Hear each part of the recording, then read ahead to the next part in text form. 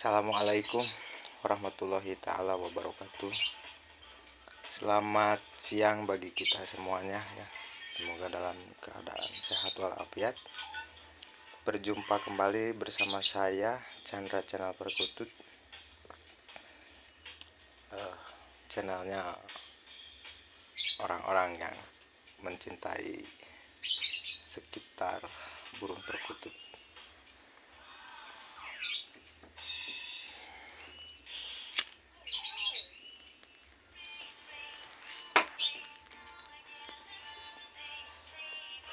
Mohon maaf ini sembari ngopi sembari ngerokok ya.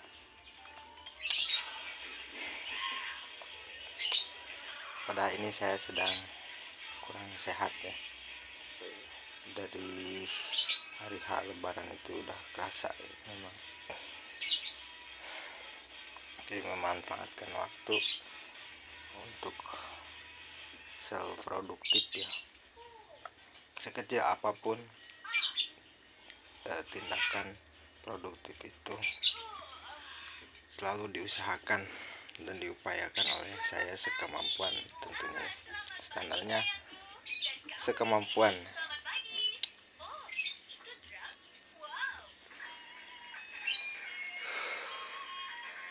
Dalam konten kemarin saya pernah berbicara untuk tidak ikut riweuh ya, ikut gaduh tentang persoalan nasab.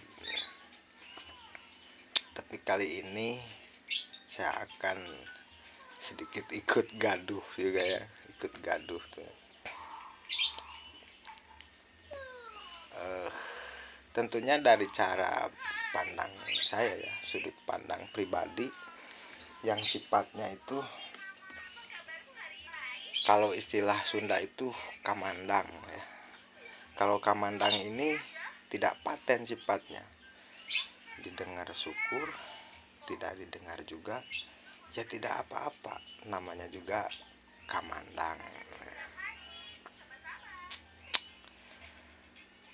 Persoalan Habib ini ya, entah tahun mana saya tuh menulis di satu sosmed, katakan itu Facebook ya. Habib ini bukan istilah untuk nasab dari Rasulullah, bukan. Itu kamandang saya ya. Jadi apa yang saya terima daripada hasil yang kepikiran gitu. Habib ini adalah kekasih gitu. Kekasih Allah. Orang muslim menyebutnya Allah, agama lain menyebutnya Al-El dan lain-lain, itu apa terserah. Jadi namanya itu terserah ya. Mau dipanggil Allah, bagi kami Allah tentu fa'alaihi bil ilmi. Karena keyakinan itu kan tidak bisa dipaksakan, yang kita yakini saja. Kekasih Allah. Jadi penyematan Habib itu menurut apa yang saya terima, kepikiran itu ya, kepikiran. Bukan hasil pikiran tapi kepikiran. Kalau dipikirkan itu beda maknanya, tapi kepikiran atau kepikiran itu beda lagi maknanya. Itu sesuatu yang tiba. Itu. Penyematan Habib itu dihasilkan daripada mahabbah gitu kan. Jadi di hatinya itu sudah terdapat atau hidup mahabbah terhadap Allah dan Rasulnya.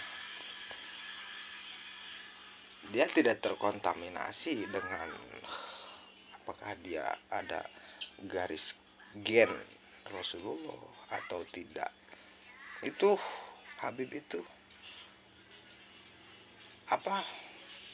makom Habib itu, kedudukan Habib itu tidak terkontaminasi dengan apakah ia keturunan lantas dia jadi Habib, tidak. Apakah ia bukan keturunan gen Rasulullah, ya tetap Habibnya itu hidup setelah mahabbahnya hidup, karena di sana ada percintaan ya, rasa, perwujudan rasa mencintai dan dicintai. Nah, perihal dicintai ini memang ada yang nampak dicintai oleh seluruh alam semesta ya, ada pula yang tidak nampak gitu, seperti para wali ya, ada yang masyhur, ada yang tidak masyhur gitu ya, ada yang bersembunyi, ada yang memang disembunyikan, ada. Nah, seperti itu.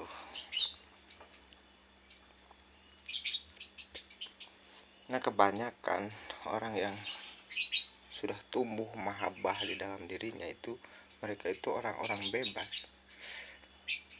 Perasaannya itu sudah bebas. Dia mencintai seluruhnya, tidak dibatasi ini Indonesia, tidak, atau Sunda, tidak. Dia tidak terbatas, semuanya dicintai. Semuanya sudah tumbuh dengan otomatis mencintai, dan perealisasian cinta dan kasih sayang itu beda-beda. Tidak bisa diambil satu, mencintai ini harus seperti ini gitu, nggak bisa. Itu beda-beda ya, sulit dijelaskan karena ada ranah logik, ada juga ranah non logik. Ciri orang yang sudah tumbuh mahabbah, dia akan tahu sesama yang memiliki, yang tumbuh mahabbah. Ini bukan cerita wali, bukan itu. Entahlah itu, wallahu a'lam bishawab. Yang pasti Habib ini ditumbuhi mahabbah, tumbuh mahabbah, kecintaan, karena dia saling mencinta dengan semesta, tentu dengan tugas dan peranan yang berbeda-beda.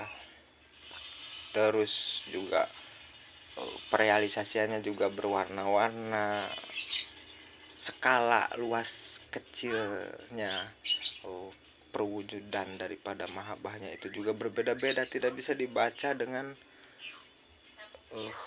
fikih saja gitu, syariat fikih nggak bisa, itu terlalu luasnya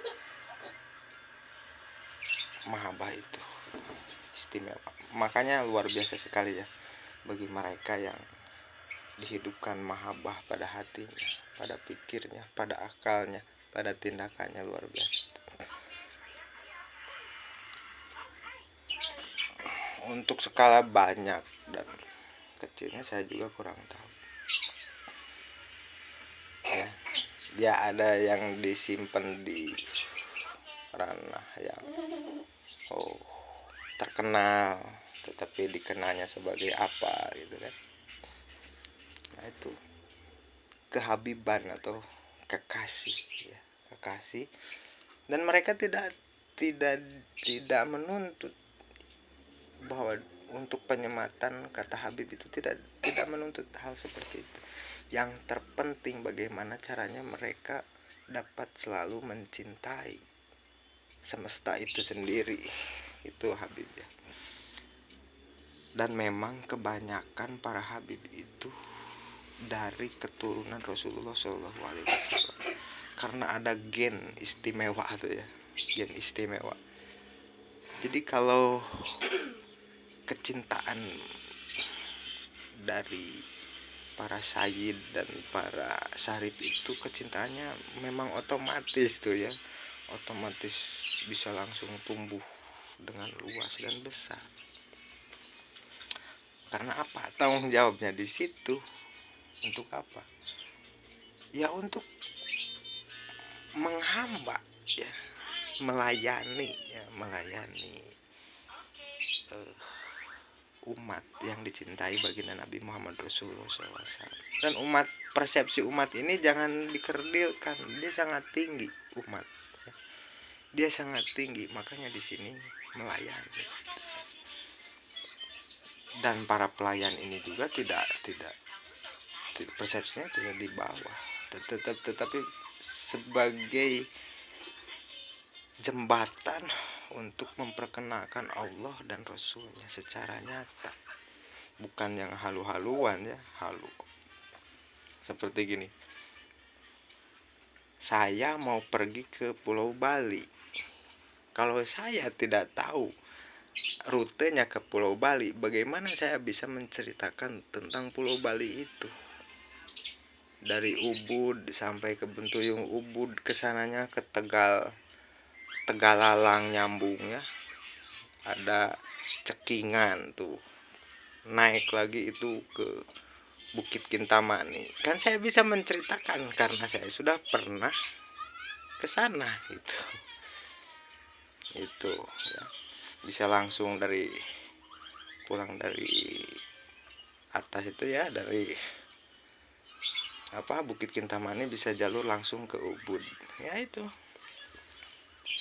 Yang menceritakan itu harus yang sudah benar-benar sampai ke sana, atas keluasan kiri kanannya, pengetahuan kiri kanannya tahu atau tidak ya itu mah beda-beda, karena bedanya peranan. Ada yang khusus membahas tentang pertanian, ada yang khusus membahas tentang banyak lah ya, tentang ilmu pengetahuan lainnya tidak bisa disebutkan.